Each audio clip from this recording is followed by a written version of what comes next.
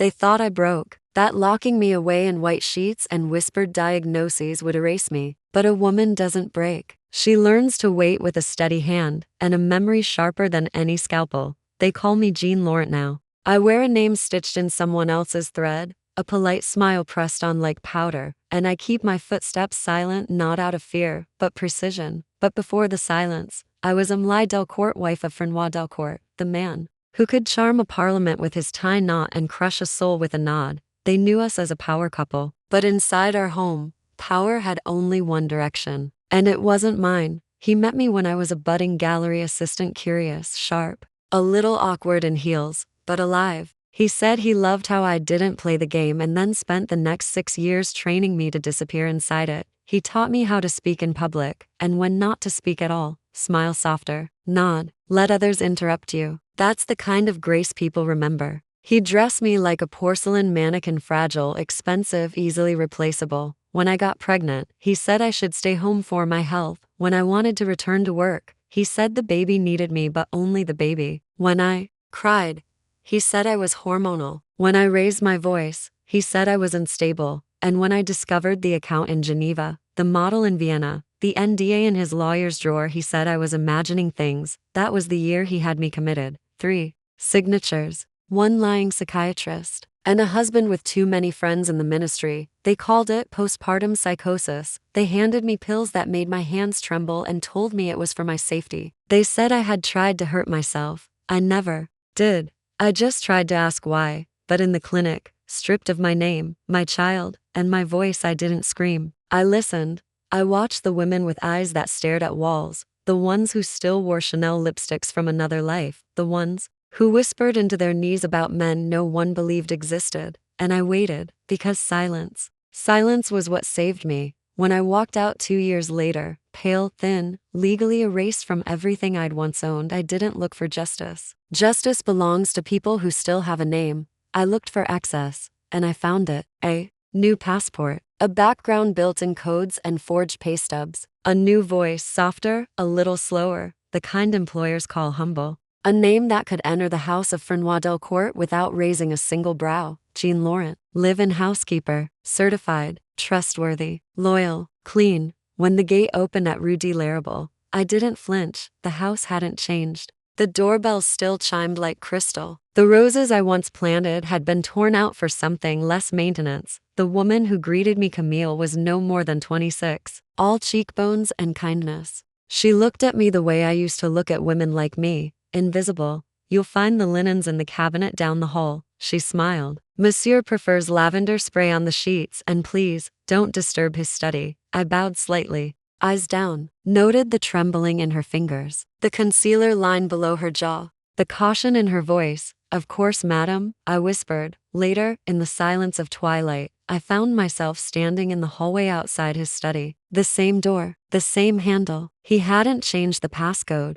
Of course he hadn't. He thought I was dead in all but body. Inside the drawer, still tucked beneath the false bottom, was a file folder. MLID scrawled in his impatient, expensive handwriting. Inside, forged records, mental illness diagnosis, custody documents, bank transfers from my gallery account, a digital ghost of a life that once burned bright. And there, in the mirror across the room, I saw myself, not the wife, not the madwoman, not even Jean, but someone new, sharper, smarter, infinitely patient. I once cleaned floors because I loved my home. Now I polish them because I love precision. And when Fernand returned from his business trip tomorrow, he'd be living with a ghost, one who still knew how to make a home gleam just long enough for it to collapse. Chapter 2. Dust beneath the perfume. You don't break a man like Fernand with a scream. You break him with echoes, with the scent of memories, with questions he can't trace. You let the house betray him, one room at a time.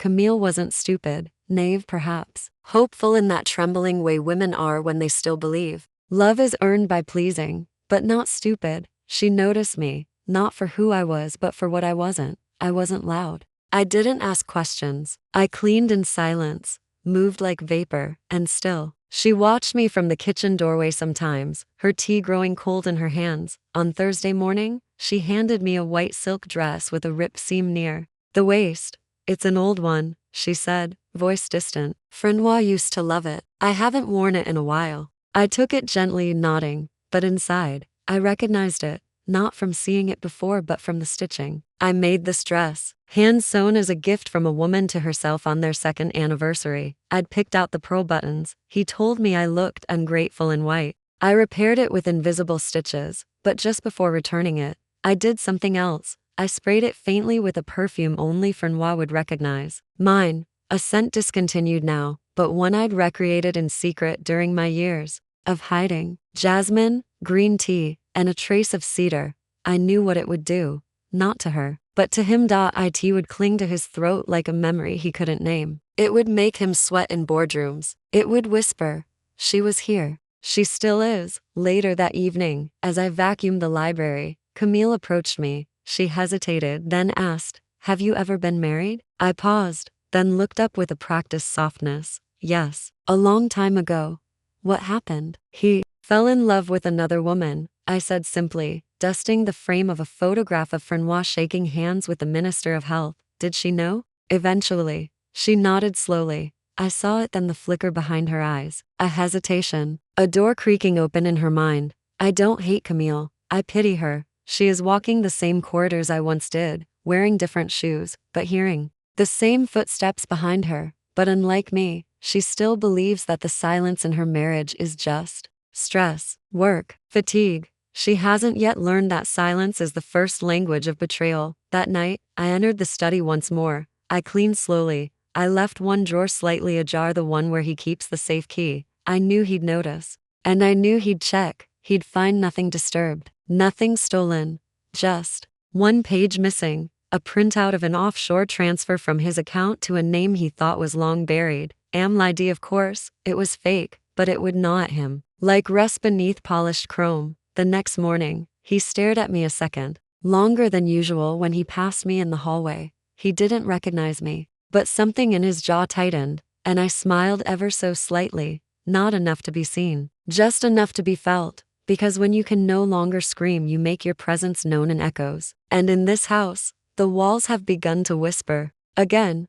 Chapter 3. A symphony of doubt. The most dangerous question is not why, it's what if. What if he's lying? What if the things that don't add up were never meant to? It began with a misplaced photo. Just one. I found it behind the bookshelf. In the study, not hidden, simply forgotten. A black and white photograph from a charity gala 10 years ago. Francois in a tailored tuxedo, his arm around a woman who looked strikingly like Camille, but was It was me, younger, brighter, still foolish enough to believe in promises spoken over champagne. I slipped it inside a book on the foyer console table, the kind of book guests pretend to read: The Art of Influence, Power and Performance. Camille found it 3 days later. "Was this your wife?" she asked Francois over breakfast, her voice light but brittle at the edges. He glanced at it and laughed quickly. "Oh, just some woman from the foundation. I barely remember her." Camille said nothing more, but she didn't put the photo back. She kept it in her journal. I saw it when I emptied the bins, and I knew then the first crack had formed. That afternoon, I left a letter and signed in Camille's handbag. Not a threat, not a confession, just a single line, printed in typewriter font. "Truth has a scent. You've already worn it." I knew she'd remember the perfume on the dress. I knew she'd ask questions, not out loud, not yet, but the melody had begun. Camille started walking slower in the halls. She listened at doors more often, and late one night, when she thought no one was watching, she tried the handle of Francois' study. It was locked, but she didn't leave right away. She just stood there, staring. I watched from the shadows, folding a linen napkin in perfect squares, and I thought, good, because the moment a woman realizes she's being lied to isn't the moment she leaves, it's the moment she begins to observe, an observation. That is how queens reclaim kingdoms. I gave her something else the next day. An old vinyl record, Debussy's Clair de Lune, her favorite. I had overheard once when she played it in the music room alone. On the sleeve, I taped a torn receipt. Francois handwriting.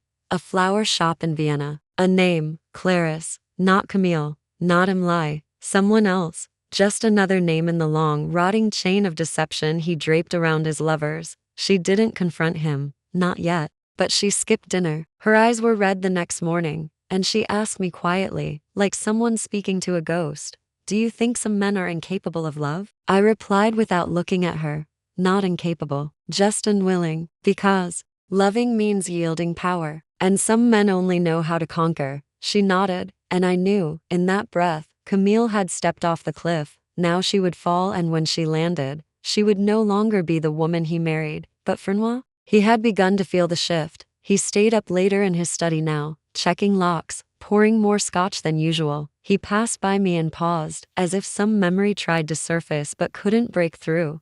"You remind me of someone," he said one night. I smiled, folding his coat. "Many women do, because ghosts don't haunt by appearing. They haunt by staying hidden until the living start whispering to themselves." Chapter 4. Mirrors with no glass. Sometimes, the moment that breaks you doesn't shout, it whispers. In a voice that sounds too much like your own. It was a Thursday. Rain tapped the glass panes in a rhythm that sounded like a forgotten song. Frenois was away at a conference in Lyon. Camille stayed in. So did I that afternoon. I found her sitting at the grand piano, the one no one touched anymore, though it still held dust in the shape of my old fingers. She wasn't playing, just staring at the keys, as if they might tell her something the world wouldn't. "Do you play?" she asked suddenly, catching me off guard. "I used to," I answered gently. "A long time ago."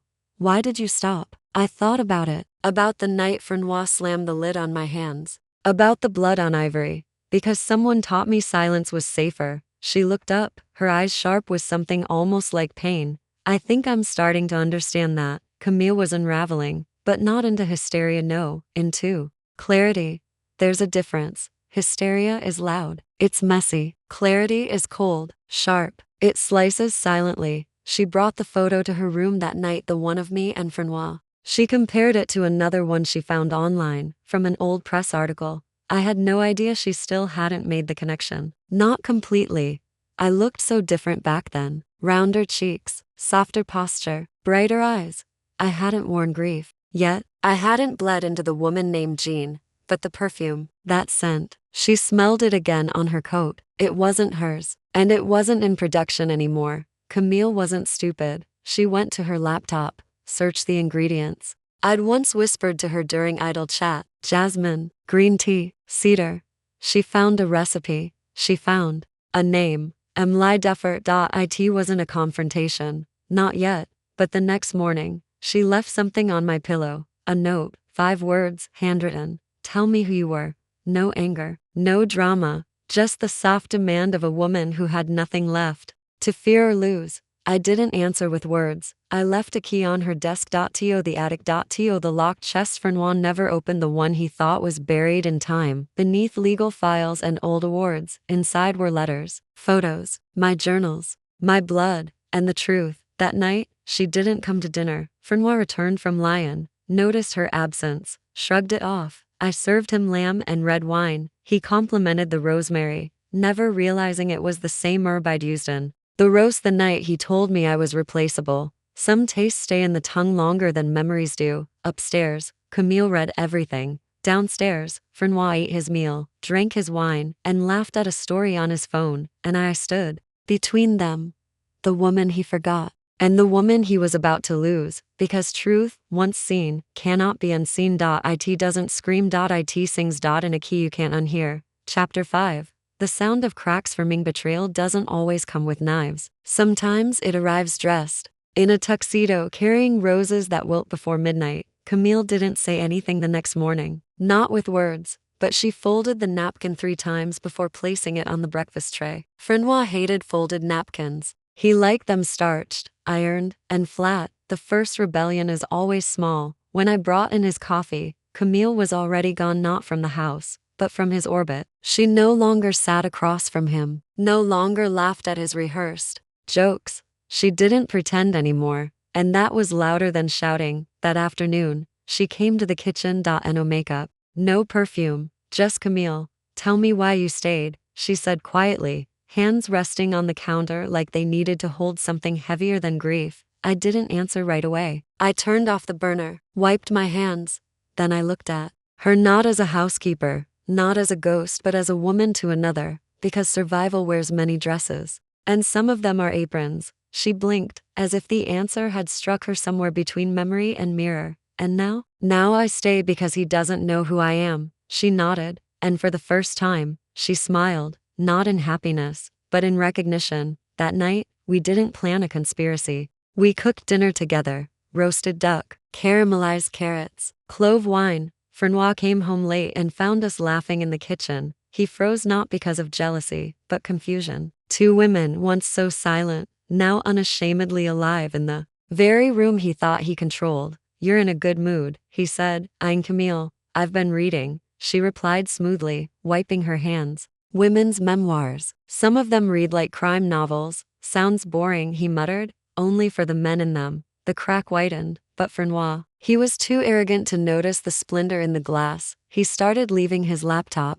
open again, his planner on the table, his phone unlocked. A man only guards himself when he remembers who he's hurt. Camille began copying screenshots, notes, dates, names of investors, transaction logs, photos of meetings with someone named Lucien, a name he swore belonged to a cousin. Camille didn't cry. She scanned, printed, filed. She built a quiet arsenal while Frenois rehearsed for a future he thought was still under his script. One evening, Camille slipped an envelope under my door. Inside was a USB, encrypted, labeled Encore. "In case he does to me what he did to you," she whispered later. "He won't," I replied. "Not this time." This time, we hold the pen, and so we began writing. Not a confession, not a love letter, but a final act. Chapter 5. The sound of cracks forming. Betrayal doesn't always come with knives. Sometimes it arrives dressed in a tuxedo, carrying roses that wilt before midnight. Camille didn't say anything the next morning, not with words, but she folded the napkin 3 times before placing it on the breakfast tray. Frenois hated folded napkins. He liked them starched, ironed, and flat. The first rebellion is always small. When I brought in his coffee, Camille was already gone, not from the house, but from his orbit. She no longer sat across from him, no longer laughed at his rehearsed jokes. She didn't pretend anymore, and that was louder than shouting. That afternoon, she came to the kitchen. No makeup, no perfume, just Camille. "Tell me why you stayed," she said quietly, hands resting on the counter like they needed to hold something heavier than grief. I didn't answer right away. I turned off the burner, wiped my hands. Then I looked at her, not as a housekeeper, not as a ghost, but as a woman to another, because survival wears many dresses, and some of them are aprons. She blinked, as if the answer had struck her somewhere between memory and mirror. "And now?" "Now I stay because he doesn't know who I am." She nodded, and for the first time, she smiled, not in happiness, but in recognition. That night, we didn't plan a conspiracy. We cooked dinner together: roasted duck, caramelized carrots, clove wine. Frenois came home late and found us laughing in the kitchen. He froze not because of jealousy, but confusion. Two women, once so silent, now unashamedly alive in the very room he thought he controlled. "You're in a good mood," he said, eyeing Camille. "I've been reading," she replied smoothly, wiping her hands. "Women's memoirs. Some of them read like crime novels." "Sounds boring," he muttered. "Only for the men in them." The crack widened, but Frenois, he was too arrogant to notice the splinter in the glass. He started leaving his laptop open again, his planner on the table, his phone unlocked. A man only guards himself when he remembers who he's hurt. Camille began copying screenshots, notes, dates, names of investors, transaction logs, photos of meetings with someone named Lucien, a name he swore belonged to a cousin. Camille didn't cry. She scanned, printed, filed. She built a quiet arsenal while Frenois rehearsed for a future he thought was still under his script. One evening, Camille slipped an envelope under my door. Inside was a USB, encrypted, labeled Encore.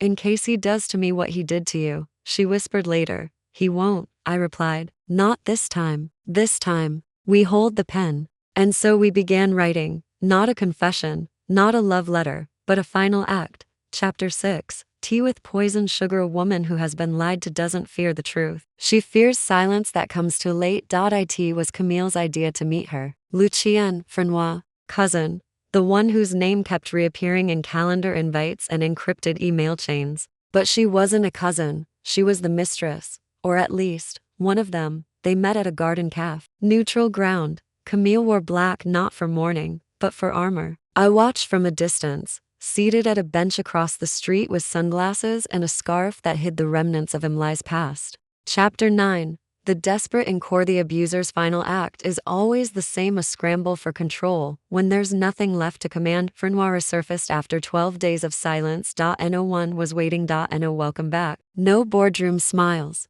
Just a cold office, dust on the credenza, and a desk drawer that refused to open because Camille had changed the lock. He screamed. The receptionist blinked. We thought you resigned, she said flatly. I own this place, he barked. Not anymore, she replied, sliding across a document. He recognized it. ID bore his signature, only, he never remembered signing it, but Camille did. The day she forged it with the help of a notary he once tried to sleep with. That night, he came home drunk. He stormed into the kitchen, breaking a vase that once belonged to Amelie's grandmother. Camille didn't flinch. She folded her napkin, looked up at him as if she were reading the last chapter of a badly written book. You're losing everything, he hissed. No, she said softly. You're just starting to see what you already lost. He lunged toward her, but I was there. In the doorway, he froze. Time didn't stop, but I swear his soul did. I stepped forward, no longer hiding under aprons or aliases. Hello, Frenoir, I said, my voice steady. No, he stammered. You're dead. No, I said. I was just silent. Camille stood behind me, hand on my shoulder. You ruined one life, but it took 2 women to ruin your illusion. He laughed, dry, crooked. You think you've won? I still have the press, lawyers, power. You had those, I corrected. You spent them all covering up the wrong sins. We gave him one last envelope. Inside, photos, documents, financial records, and a list of women maids, interns, assistants who had stories to tell, already in the hands of a journalist. Already scheduled to publish in less than 24 hours. He slumped onto the floor, not because we yelled, but because we didn't. The next day, the scandal broke. Headlines didn't scream, they exposed Delcourt empire built on silence and seduction. The hidden women of hospitality, their truths unveiled. A housekeeper's truth destroys a hotel king. No one defended him, not even his new wife, who quietly left with half of what he still owned. Camille bought a small vineyard after that. She bottles wine now, names them after virtues Frenoir never had: clarity, resilience, rebirth. As for me, I teach music to children who don't yet know the sound of fear, and in the evenings, I play again. Not for an audience, not for applause, but for myself, because sometimes the sweetest revenge is peace. Chapter 10. The silence after the storm. We think revenge is loud, but sometimes it is the quiet way we live after that truly terrifies those who tried to destroy us. I no longer wake up afraid. There are no hurried footsteps outside my door. No porcelain plates thrown in rage. No perfume bottles broken on tiled floors. Only birdsong. And sometimes, the soft laughter of children as they try to strike a piano key just right. My home now is small. Tiled roof, faded shutters, lavender fields. On both sides, the town knows me as Madame Dufresne, a quiet woman who teaches music and brews the best tea in the province. They don't know my real name, or what I survived, and that's okay, because I do. Camille writes me sometimes. She sends postcards from Italy, Spain, Morocco, anywhere her bare feet choose to wander. Every now and then, she adds a single line that makes me smile. He tried to sue me. I bought the judge a new vineyard instead. We laugh, not because it's funny, but because we can. One afternoon, a young girl named Lucy asked me, Madam, were you ever famous? I paused. Why do you ask? Because, when you play, it sounds like your heart knows something mine doesn't yet. I looked at her cheeks still round with childhood, her hands too small for octaves, and I answered honestly, I wasn't famous, but I was forgotten, and now, I am free. That night, I opened the old journal, the one I used to write when my voice had no room in the house I used to clean. I read pages filled with heartbreak, disbelief, shame, and then the entries begin to change. Hope, resolve, vengeance with grace, and, on the very last page, I wrote something new. To every woman who was ever told she was too loud, too small, too emotional, too much, know this: they feared you long before they hurt you. And the day you rise, you will not need to scream. Your silence will echo louder than their legacy ever did.